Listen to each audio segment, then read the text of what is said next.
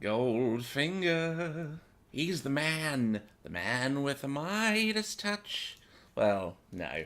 It's not a review of a James Bond film, but it is very golden. The gold behind me, as you can see, is the Glenmorangie's Nectar coming at you in just a few moments.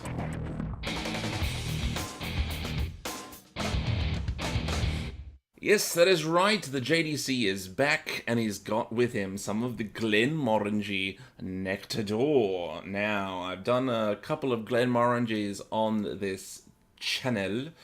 I've done the original, which is the 10-year-old, and I've also done the Kig to Reuben, which is has the same 10-year process as the original, but an additional 2 years finished in port casks.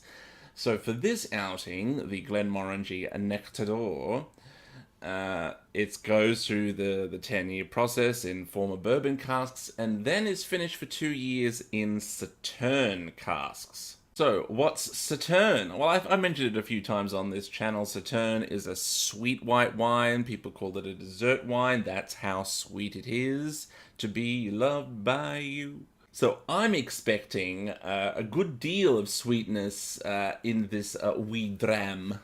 I've actually gotten a feel for the base Glenmorangie taste, and it's kind of easier to do that with Glenmorangie because, well, particularly with these, and this includes the La Santa as well, in that because of that similar 10-year process at the start, there's a kind of a sort of like a base flavor to these expressions. So I'm expecting that as well. So, very citrusy sort of flavor. Part of the reason perhaps that Glenmorangie has that distinct flavor profile across many of their expressions is probably their use of Ducato barley used in pretty much all their expressions.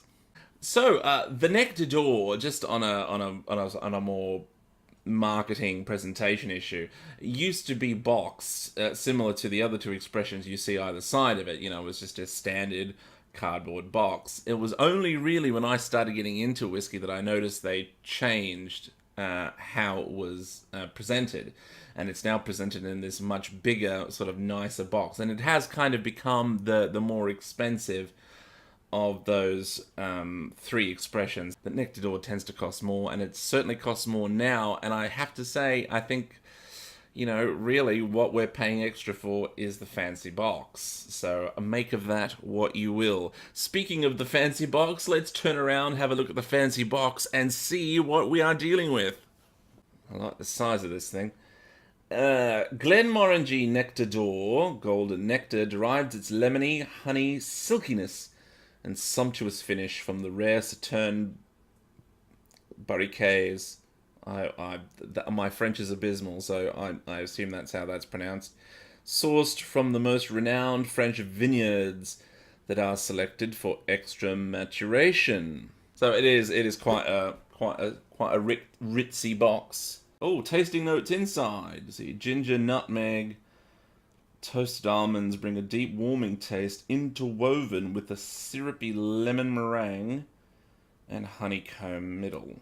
Be interesting to see if my tasting of it matches up with what is inside this very ritzy box. Very dry white wine smell in the cork.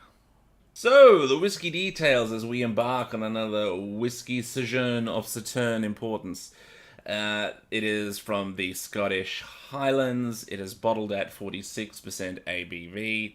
This has been aged for 12 years, the 10 years in the bourbon casks, and then an extra 2 years inside the Sauterne casks. This has not been chill filtered and has not been artificially coloured as per standard with the Glenmorangie expressions. It does have a very nice honey colour to it.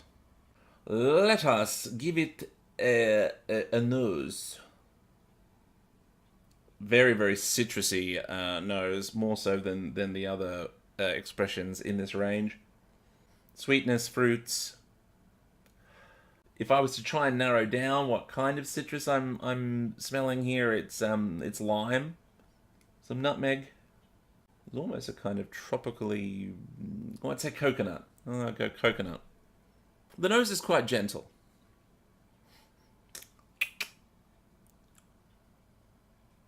So it is sweet. It's not as sweet as I thought it was going to be, but it is sweet. There's a good hit of spiciness. And definitely those citrus notes from the nose have transferred into the taste. Quite nice. The taste is as gentle in the same way that the nose was gentle. There's something very very sophisticated about it. So the second taste is a bit drier, and it's coming with a bit of ginger. It's kind of an earthy nuttiness to it. It kind of turns into an almond kind of taste. Again, similarly with the nose, the general sense of citrus narrows down to a kind of a lime taste. Yeah, that spiciness kind of now becoming kind of like a nutmeg. And an oak. Oak is coming through now too. So I would call this a particularly long finish. Part of what's making it long is the spice. I've said this before, you'll hear me say it again. Spice tends to carry finishes across the finish line in style, and it's certainly lingering here for me. It's that combination of sweetness, the spiciness, and just a touch of honey at the end. It's still on my palate now. It's quite good.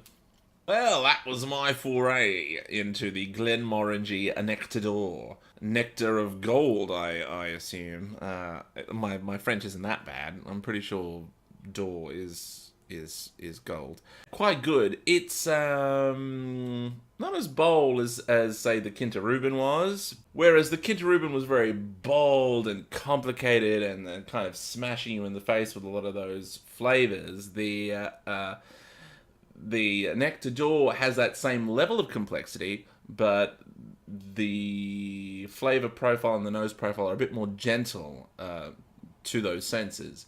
So I think that's an interesting distinction, and I think depending on your taste will probably dictate which of the two you thus prefer. But for me, I like a change. A change is as good as a rest.